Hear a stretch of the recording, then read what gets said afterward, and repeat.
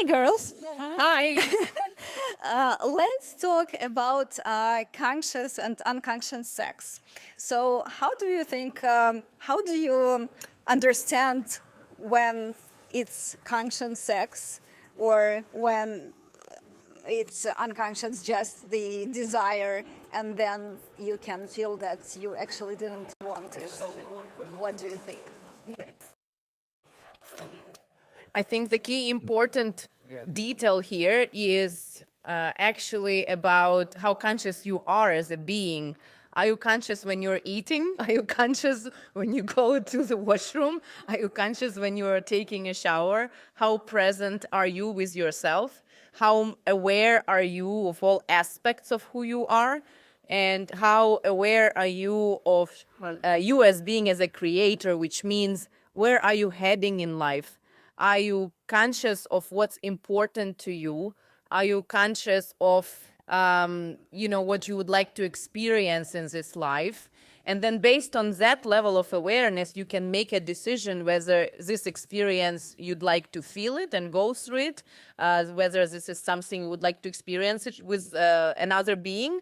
And then, of course, you have to abide with the law, which is cause and effect law, which means that every action has a reaction. Are you okay with any outcomes that this connection, that this, interaction can bring afterwards? Or will you have some fear? Because sexuality, sexual connection, it actually brings to the surface your deepest fears afterwards. If you have a deep fear of getting sick with STD, then sexuality will escalate it. If you are afraid of getting pregnant, then sexuality will escalate it.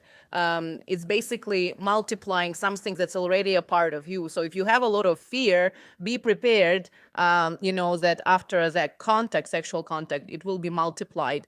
But if you have transcended your fears and you know who you are, you know where you're heading in life, you know your values, you know your truths, and you have no resistance to whatever potential outcomes can happen afterwards, then I think that's conscious sexuality. Thank you, Mira. Nusha, what's your opinion? Thank you, Mira. As Mira said, I think awareness is the most important part of it, which means to me, I would say how we are connected to our bodies, how we are connected to our emotions, what distortions and filters do we have about sex.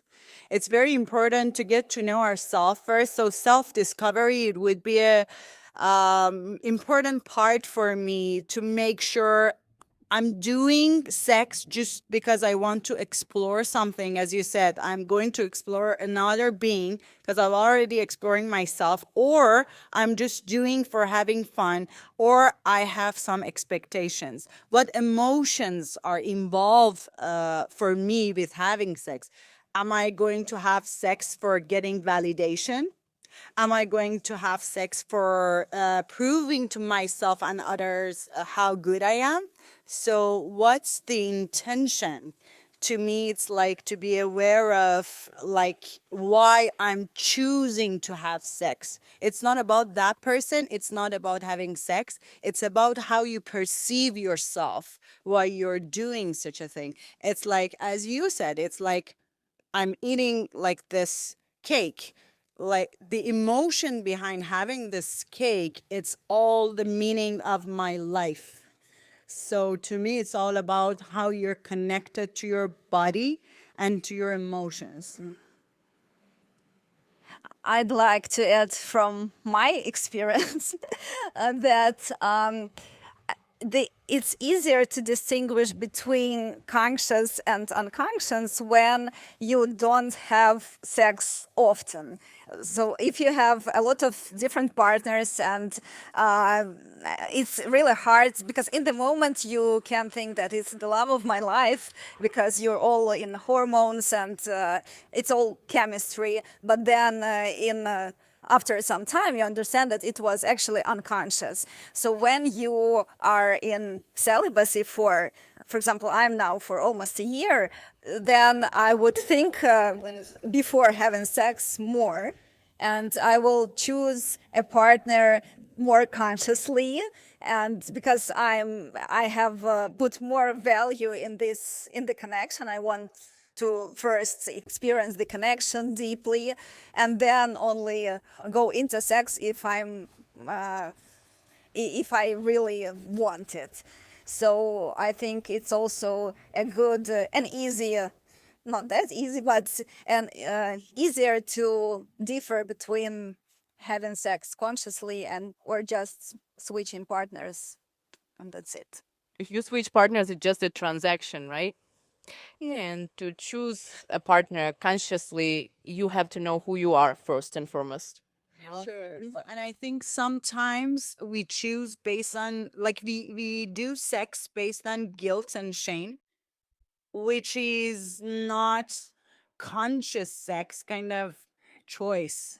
It's like just we are choosing that based on the frequency of shame and guilt, and the partner that we are choosing based off that frequency definitely has the same feeling and emotion about having sex. So the result of having that kind of sex definitely would be shame and guilt. It's not about exploring our bodies and exploring the experience, which is going to be, this might be very beautiful, but when it comes from the foundation of shame and guilt, then it's going to destroy even the self-love. Yeah, self-esteem. I think it comes from patriarchal society, when you can't reject a man if he invested in you, for example. And yeah, so women should really feel themselves and not be slaves of a man. Yeah. I think when it's the same thing for me, let's say food, hunger, right? If you're consciously eating, then you can take a conscious approach to having sex too. For me, I don't even call it sex. I actually always make love. I need to feel the frequency of love and the frequency of full acceptance, the frequency of safety within me on all aspects of life and aspects of who I am. Otherwise, it will be just a coping mechanism, and I think that that's when we start making sex being a transaction instead of actually putting a deeper meaning into that interaction and into that connection, and really make love instead of having sex.